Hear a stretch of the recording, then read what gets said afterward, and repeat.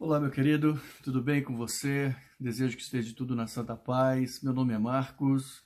Eu hoje quero gravar um vídeo aqui para responder a uma dúvida de uma adolescente que faz parte do nosso trabalho de discipulado. E ela fez uma pergunta interessante que eu acredito que pode ser a sua dúvida ou a dúvida de alguém que você conheça. Então nós vamos falar um pouco a respeito desse assunto agora.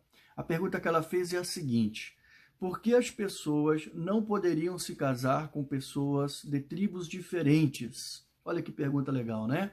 Isso aí é preciso entender o seguinte: nós estamos falando aqui de um contexto do Antigo Testamento, aonde Deus está passando para o povo de Israel as orientações da lei mosaica. E aí surgiu esse questionamento que ela fez bastante pertinente. E eu quero explicar um pouco disso para vocês, né? Na verdade, assim, antes de começarmos a falar desse assunto, eu quero fazer uma rápida reflexão contextual. Nós não podemos responder essa pergunta sem nos colocarmos naquele contexto. É preciso entender que toda aquela situação era totalmente diferente dos dias atuais. Lá nós temos uma nação que sempre foi peregrina. Até então, naquele momento, Deus tinha tirado eles do povo do Egito, ficaram 430 anos lá, sendo subjugados a hábitos, costumes, culturas totalmente diferentes, principalmente, como nós sabemos, uma cultura extremamente idólatra, e Deus ali precisava normatizar, precisava definir leis e regras que pudessem conduzir esse povo para onde era o projeto de Deus. E claro que para você pegar uma nação que está totalmente, vamos assim, desajustada, para que você coloque ela no caminho, às vezes você precisa determinar algumas regras um pouco até rígidas do ponto de vista atual, olhando para aquela situação, né? Então eu quero dizer para vocês o seguinte: a grande preocupação de Deus era com relação à questão do mandamento, da contaminação dos povos em relação à cultura e à crença em Deus, a questão do primeiro mandamento. E nós vamos ver que esse foi o foco e a direção que Deus deu naquela situação.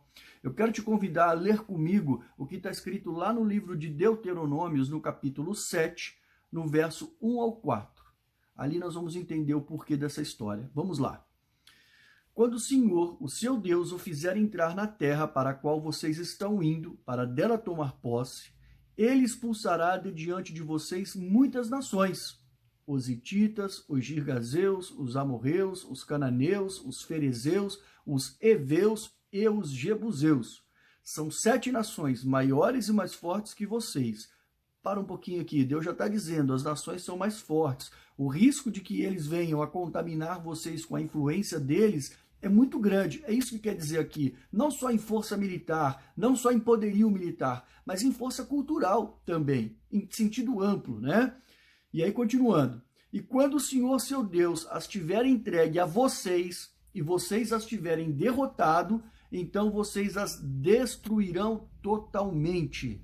Não façam com elas tratado algum e não tenham piedade delas.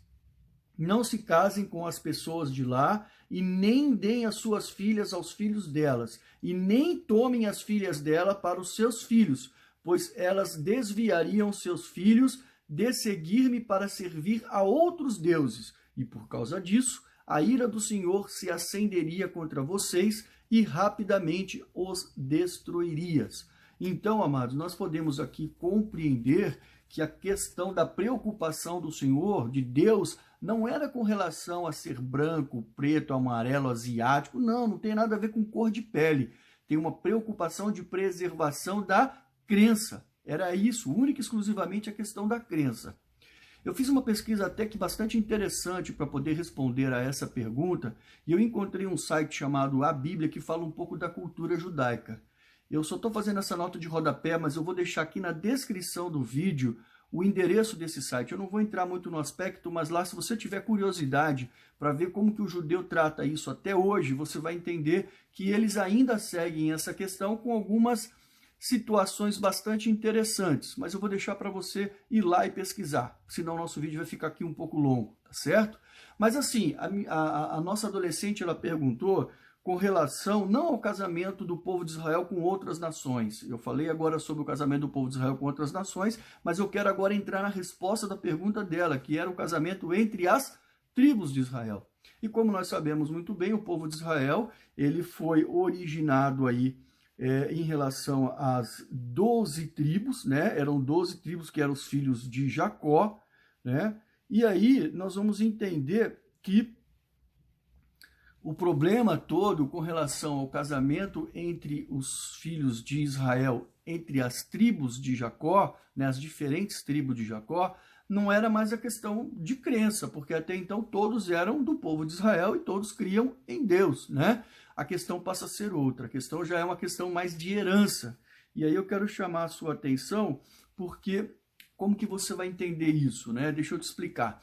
Cada tribo teria direito, quando chegasse na terra prometida, a um quinhão, né? Ou seja, uma porção de terra.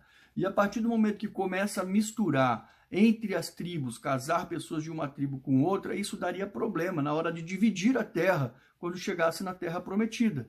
E aonde que nós vamos encontrar essa orientação em relação ao casamento entre as tribos? Nós vamos lá no livro de Números, no capítulo 36, no verso 6, e nós vamos ver a orientação de Deus em relação a um problema que houve com as filhas de Zelofeade. E lá você vai entender o porquê que veio essa orientação, né? Lá diz o seguinte, né? Deus disse o seguinte, olha, é isto que o Senhor ordena quanto às filhas de Zelofeade. Elas poderão casar-se com quem lhes agradar, portanto que se casem dentro do clã da tribo de seu pai. Está claro então, né, que aqui, mais uma vez, é evidente a questão do problema da herança. Se você tem curiosidade de entender um pouco mais sobre essa história por completo, vai lá no capítulo 36 de Números e lê que você vai entender exatamente o que está querendo dizer aqui. Mas é especificamente na questão do problema da divisão, da distribuição das terras. Tá certo? Bom, mas eu não poderia, né, terminar esse vídeo sem dizer para você como que nós entendemos, como nós cristãos entendemos essa questão do casamento atualmente, né?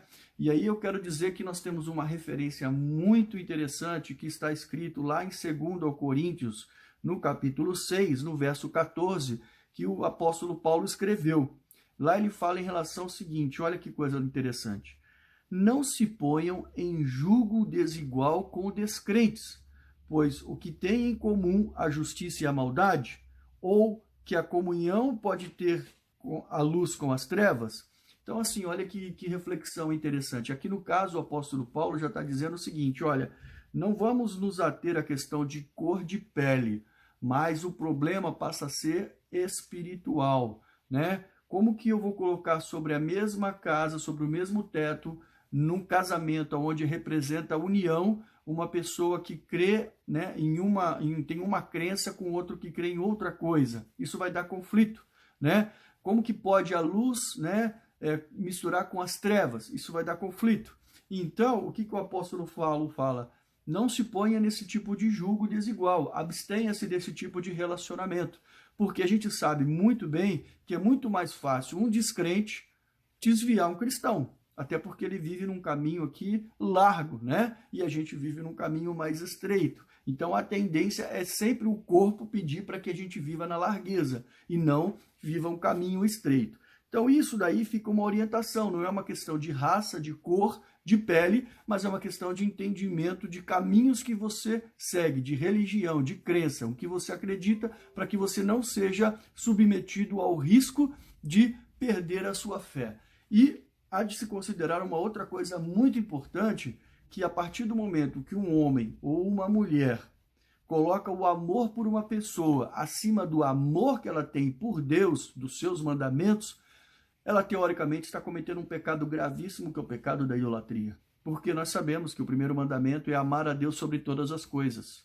E então, se isso acontece na vida de algum cristão, esse talvez seja o maior pecado que ele esteja cometendo, o pecado da idolatria.